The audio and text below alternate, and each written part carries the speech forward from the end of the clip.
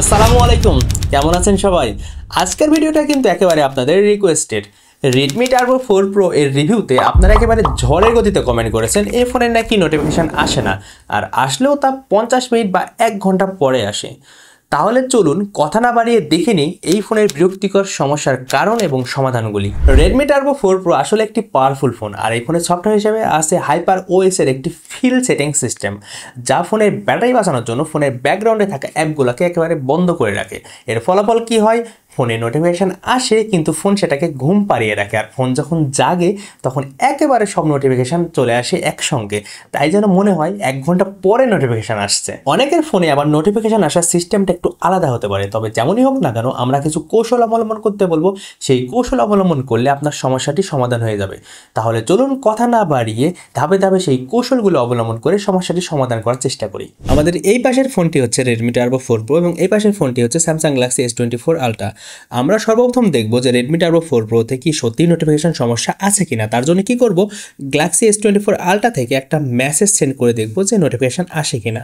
আমরা এখান থেকে একটা মেসেজ সেন্ড করলাম, দেখেন মেসেজ ডেলিভারি হয়ে গেছে, কিন্তু টার্বো 4 প্রোতে কোনো রকম নোটিফিকেশন শো করেনি। তারপরে আমরা কি করব, একটা কল করে দেখব যে নোটিফিকেশন শো করে কিনা। আমরা কল দিলাম, এখান থেকে কল যাচ্ছে, এটাতে কোনো রকম নোটিফিকেশন শো করছে না। তারপরে আমরা হোয়াটসঅ্যাপে ঢুকে দেখব যে আসলে নোটিফিকেশান আসছে কি না। হোয়াটসঅ্যাপে ঢুকলাম, কোনো রকম কথা ছাড়াই দেখেন এখানে মেসেজ এবং কল দুইটাই শো করছে, কিন্তু এই ফোনে কোনো রকম নোটিফিকেশান শো করেনি। তার মানে এই ফোনে নোটিফিকেশান সমস্যা আছে। তাহলে চলুন কথা না বাড়িয়ে রেডমি টার্বো 4 প্রো নোটিফিকেশানের সমস্যাটাকে সমাধান করে ফেলি। এবার আমরা এই ফোনটাকে সরিয়ে রাখবো, কারণ এই ফোনের কাজ এখন নেই। আমরা এই ফোনের হোম বাটনে যাবো, আর যে অ্যাপটি থেকে নোটিফিকেশান আসতে সমস্যা হচ্ছে সে অ্যাপটি চেপে ধরে রাখবো।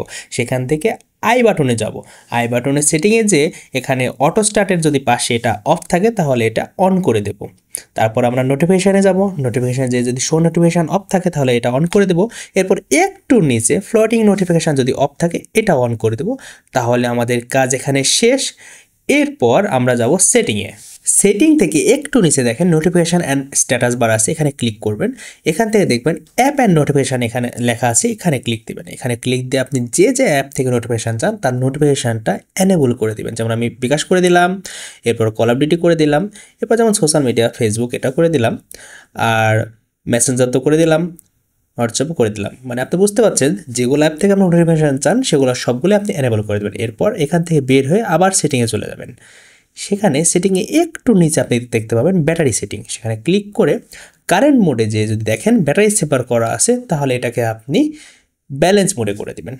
আপাতত সাধারণ সেটিং কমপ্লিট করলাম, এখন দেখা যাক নোটিফিকেশান আসে কিনা। আবার S24 থেকে আমি মেসেজ এবং কল করে দেখব যে টার্বো 4 প্রোতে নোটিফিকেশান আসে কিনা। তার জন্য কি করব, আমি আবার টার্বো 4 প্রোতে মেসেজ করে দেখব যে কোনো রকম নোটিফিকেশান আসে কিনা। মেসেজ করলাম, এই দেখেন অলরেডি নোটিফিকেশান চলে এসেছে, এবং কল দিয়েও আমি আপনাদেরকে দেখাচ্ছি। কল দিয়ে দিলাম, কল যাচ্ছে, এই দেখেন নোটিফিকেশান শো করছে।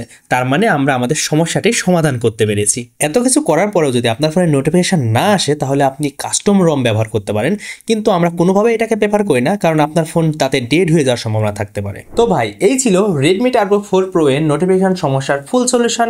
আশা করি এই সেটিং ফলো করলে আপনার গুরুত্বপূর্ণ মেসেজ বা নোটিফিকেশান আর মিস করবেন না। আমাদের ভিডিওটি যদি একটু আপনার কাজে লাগে তাহলে ভিডিওটি একটা লাইক করে দেবেন, আর কমেন্টের মাধ্যমে অবশ্যই জানাবেন আপনার সমস্যাটি সমাধান হলো কিনা। আর আমাদের চ্যানেলটা অবশ্যই সাবস্ক্রাইব করে আমাদের সঙ্গেই থাকুন। দেখা হবে নেক্সট কোনো ভিডিওতে। সে পর্যন্ত ভালো থাকবেন। আল্লাহ হাফেজ।